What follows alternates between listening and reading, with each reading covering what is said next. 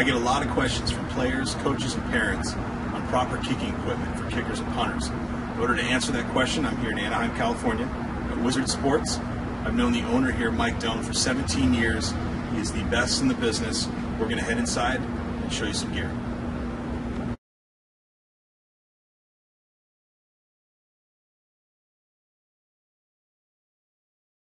So I want to introduce you to the owner of Wizard Sports, Mr. Mike Doan. How you doing, Mike? How are you? Thank you. Mike himself, a former All-American kicker. I think what's important for people to know, Mike, being a kicker himself, he has not only some basic products, but he's also helped develop some products that are real helpful to kickers. So I think we'll start with some basic things here. Let's start with basic holders and tees. Mike has a fantastic and very popular holder called the Wizard Easy Hold. Pretty much our staple product. Everybody knows it's just so simple to use. You just unfold it against the stops, and you're ready to go. Just rest on top of the ball. Works with the block or without. What's just nice is it's like I said, it's real simple. Fold it back up, throw it in your bag. It's nice and durable. It's weighted. We made it out of aluminum and steel to weight it just right. Just recently, we noticed some of the caps on the guys' holders were ripping off or coming off, so we went to a thicker cap. So that's one of the most recent improvements. But for the most part, it's stayed the same, and pretty much in every NFL camp, they've all got them and love this holder. And of course, with a holder, what kind of block, what kind of tee? That's another question that we get. In terms of field goal blocks, there's two primary if you're at the high school level. You have a 2-inch block, and then you have a 1-inch block. You can hold that to the side. Tees are designed, eventually if you have college aspirations or even the NFL, you're going to be kicking off the ground.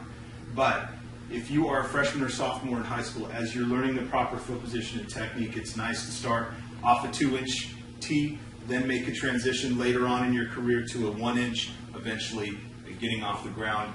Mike has these tees available. There's several different kinds that he has, but these are the primary. You've probably seen these out on the field.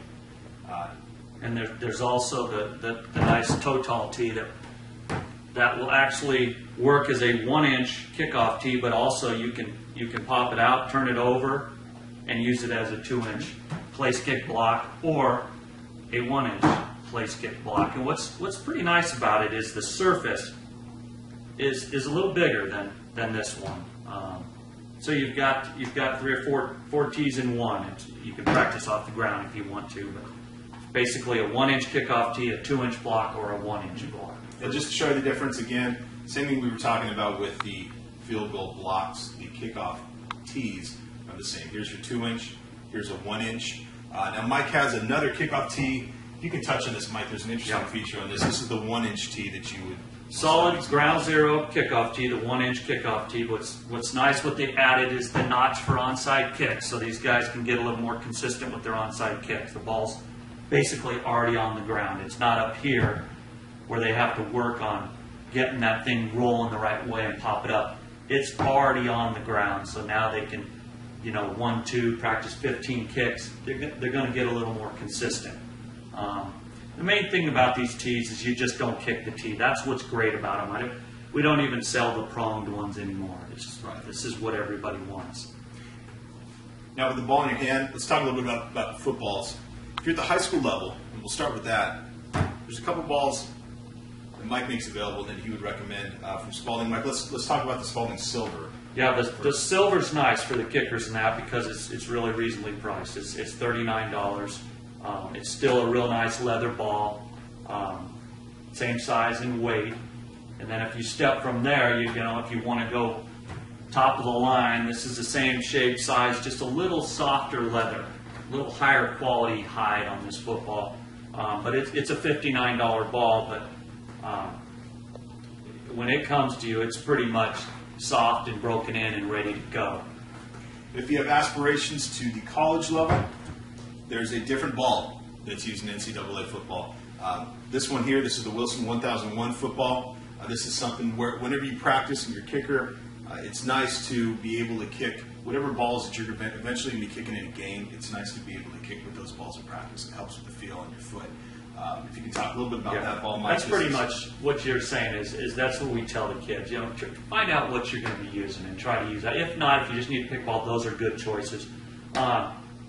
getting closer, time to go to college and that, this you can't beat, the Wilson NCAA 1001 game ball. I mean, there's not much to say about it. It's just a real nice leather. It's one of their top-of-the-line balls. Been out for a long time. I use these throughout my career. They're fantastic balls. So freshman, sophomore, you might want to think about Spalding, either the J5B or the J5B Advance. And if you are a junior, senior, you're starting to make that transition, you're getting recruited, maybe that Wilson 1001 football is a good practice ball. Now, Mike also has a shoe that I want to point out that he developed. I get asked a lot of questions. You know, my high school has given me football cleats. You know, should I wear receiver shoes? What should I wear? For a lot of kickers, Kangaroo leather shoes are the best to wear. That leather's soft, it form fits better to your feet. You might have seen those on the Adidas Copa Mundial, which is a popular soccer shoe. Well, Mike took all of those concepts and actually developed his own kicking shoe. Yeah, exactly. We started with it out of just a nice leather. And about 2 years ago, we went to the Kangaroo leather. And really, the kids really like that leather, just like you were saying. Some key features. Instead of just getting the laces over to the side, there's some soccer cleats that actually start up here and angle down. We really pushed them over, got them over as far as we could, so everything's nice and flat and out of the way. Wanted to make sure we reinforce the areas that fall apart from these guys catching the ground or kicking the tee. We had it stitched and glued, nice and flexible. The lower profile soccer style cleat, still a ½ inch. But yeah, it just continues to get more and more popular. Which is important on the cleat too, because you know we'll tell a lot of guys that have soccer shoes or football shoes to even clip those cleats off, so you don't want them getting in the way while you're kicking. Yeah, a lot of people still ask me what the +3 is. Most of you probably know what that is. It's 3 points. It's a trademark with Wizard Sports, so that's why that's there. But can't guarantee 3 points with Mike's shoe, but you know it certainly is going to give you a good chance. We'll continue to keep trying. There you go.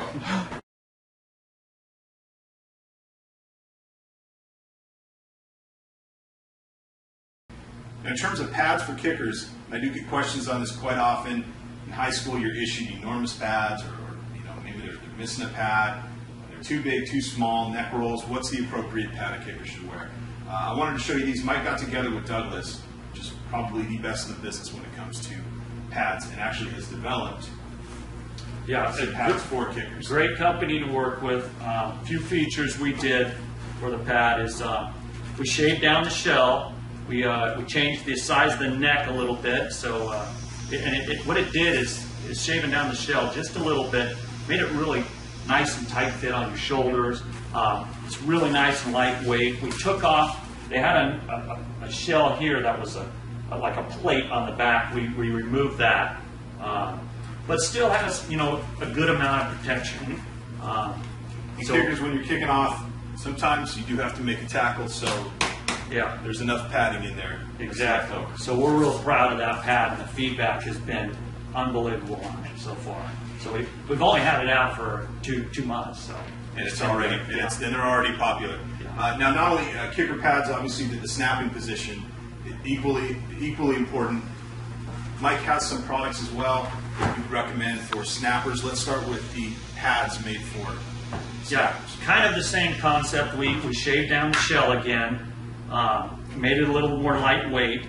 The area here where the neck area, we shaved down the area here so that you can really get his neck, move his neck back and forth, and it's not pinching. So snappers have to get their head back, see what they're doing. And like we said, nice and lightweight, but still a good amount of protection. And once again, the feedback on this has been unbelievable. So really proud of that too.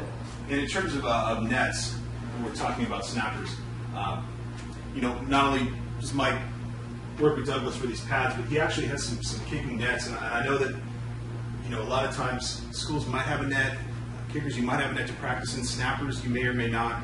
Mike's got a couple interesting nets that I want to point out as well. Yeah, it took them a while, these coaches, it took them a while to figure out kickers were really important. Now they're figuring out that the snapper is just as important. A bad snap can cost you a game. So we came out with a snapping target, which has worked really well. 3 pockets, obviously your your field goal snaps, your punts, and your shotgun if he wants to sit there and just work by himself. It's not just an open pocket. Each has its own individual pocket. So your snapper can snap the ball like he's supposed to, and then get upfield. You know, isn't looking back, and then can tell if he's hit the right spot. But that the target has really gotten popular. And the net. So again, quarterbacks can even use this as well. Now, in terms of kicking nets and punting nets, Mike has a net that he's developed. Yeah, I remember the nets I used to use, they were hard to put together. It was almost like putting together a camping tent. You had to get the pipes in, screw each one down. It wasn't portable at all, so when I was practicing, it was hard to take it with me to practice. I had it set up in the backyard, and it just had to be a fixture there. Mike's got a nice new portable net that he's developed. Yeah, this is the Wizard Pro kicking net, and as you were saying, the key things is you want it lightweight, and you want it stable, and you want it easy to set up, and all those three things this net does.